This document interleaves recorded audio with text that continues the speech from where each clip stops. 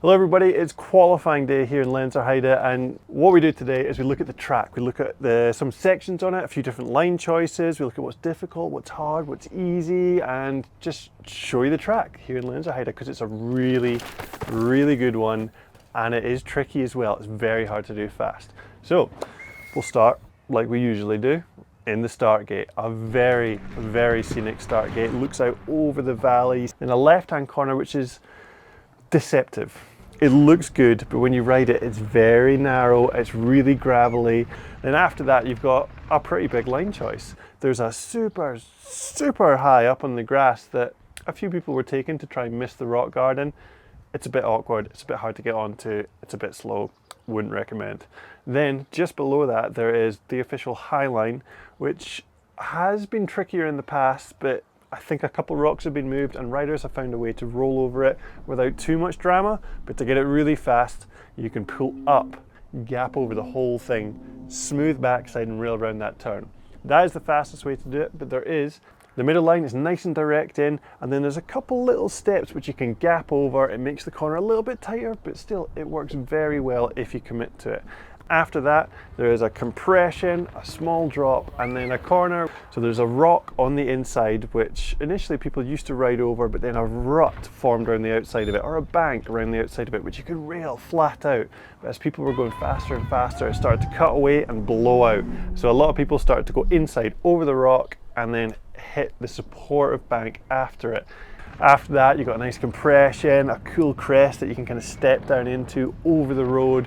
And then we get to the first change this year, 110-degree left-hander. Some people are sitting up high on the grass to get a straighter line at it. Others are just mainlining it, just checking up with the speed and then turning in. And then onto the fast, rocky, grassy off-camber.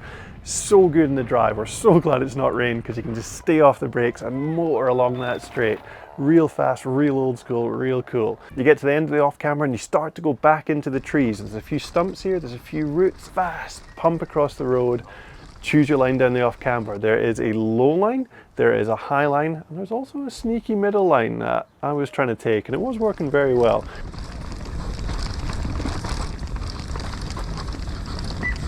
So there's a high line that had a big stump at the start of it. You could pre-jump over it, or you could just hit it and let it send. You can just jump off it. The lower line coming into this section had a few awkward roots in it. They were slightly hidden. It was hard to see what was going on. And in the morning it was actually really slippy and hard to get good.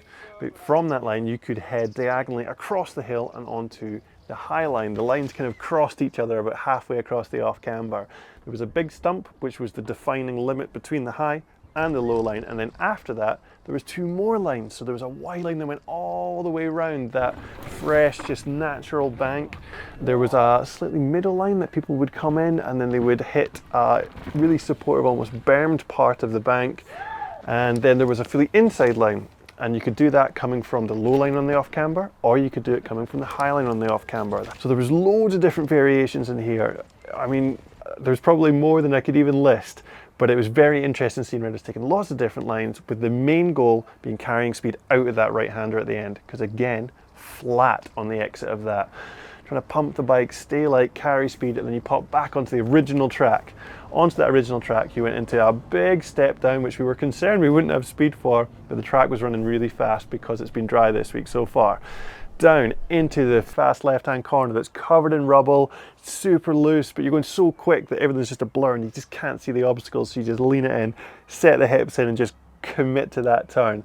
After that, you then got the big step up, and if you've got the section before it mint, you just flow over it. You land that hard turn immediately, jumping out of the turn into the next section, which has changed a little bit this year.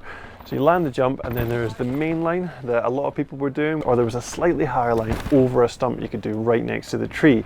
Then you had a tricky, greasy off-camber right, and then a tricky left that had a bit of rubble, a few slippy rocks in there. After that, you go underneath the bridge, duck if you're me, round the corner. You've got to commit to that corner like an absolute animal with your eyes up, because there are 3 steps, and it's really hard to go through them fast without jumping them. You got to jump it. But it's really hard to jump. And then commit to the turn on the way out, and then you're out onto the motorway section. Big, long, flat out berm, get your pedals in, right up the shark fin and float it in over the gap.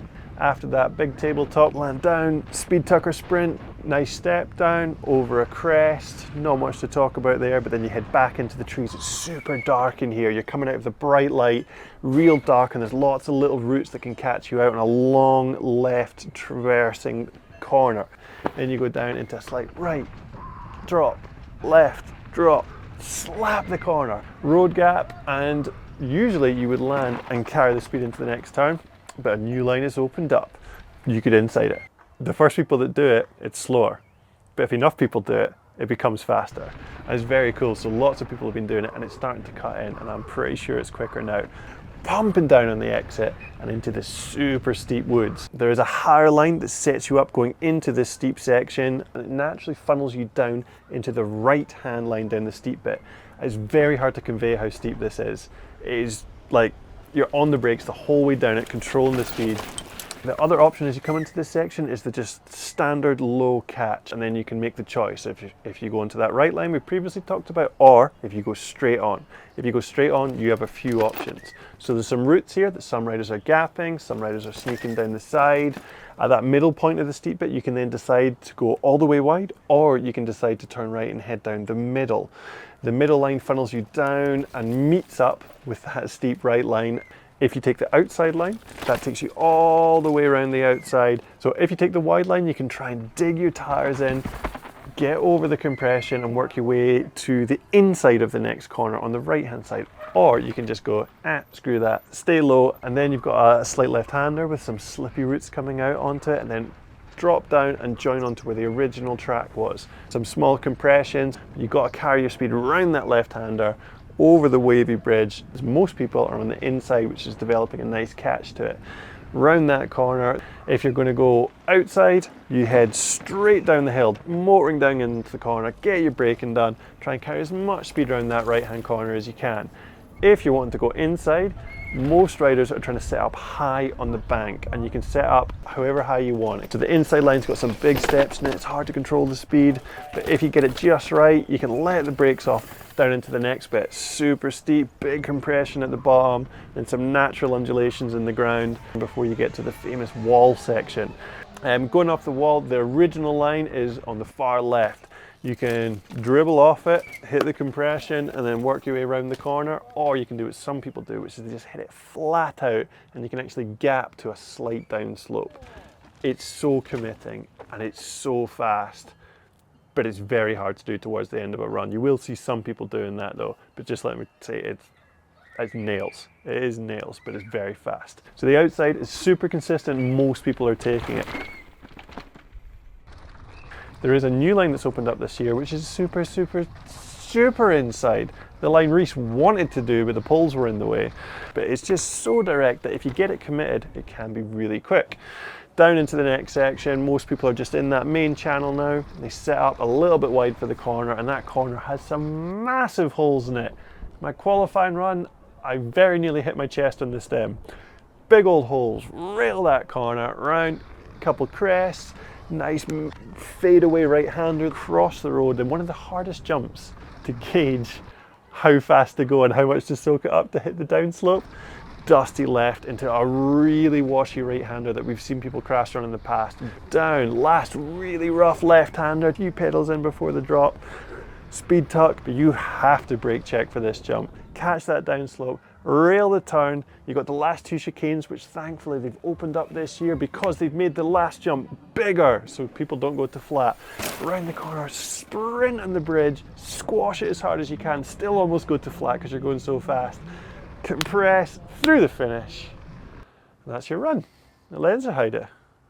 It's a good track. I really enjoy this track. It's a fun one, but the combination of the precision needed in certain sections and the loose dirt when it's dry makes it a very hard one to race.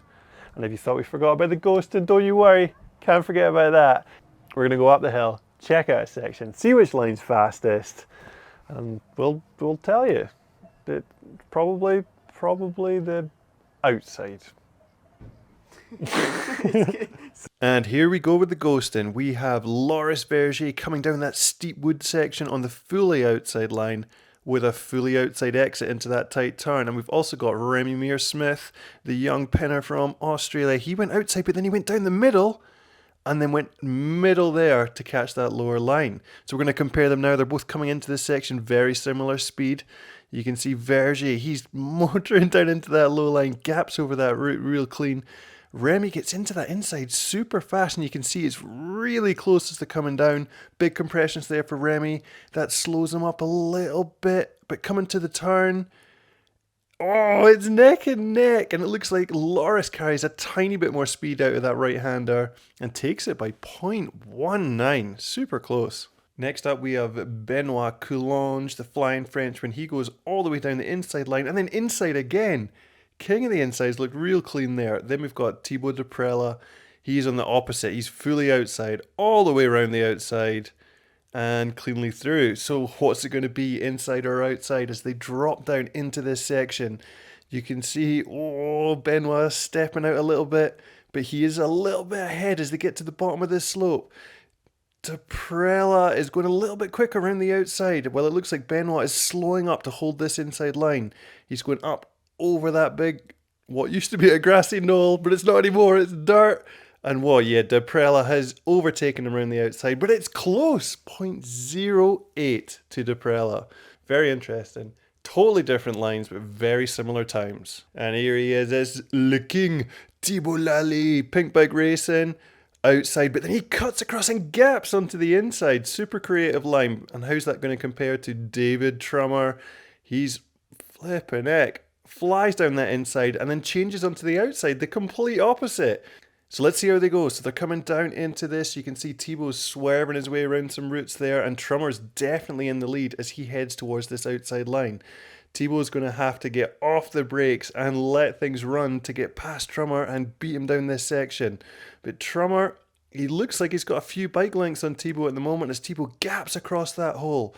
So he's going to have to hold a super high line and carry speed out of this corner, but he's going to catch Trummer. And it looks like he's doing it, but it's going to be close as they get to the turn. Oh, 0.43. Thibaut, change your line. Change your line, you get a top 20. Guaranteed. That's Thibaut. Different line. He was 26th in qualifying, and 0.43 of a second would have put him into about 18th. It's all you now. It's all our hopes and dreams are on you, Thibaut. And that's it for qualifying day here in Lenzerheide. Hope you found it interesting. Hope you now know when someone does the fast line on race day, when you're watching the live feed, you can be like, that's the fast line. He's going to win. He did the fast line. It usually doesn't matter. Usually the fastest person wins. But yeah, I hope you enjoyed. Sadly, I didn't qualify, but that means I'm going to be able to put a bit more effort into tomorrow's video, so stay tuned for that banger. What's this? I don't know. You know, like a surfer or something. Like, jaw, bro. Cheer, bro. Oh.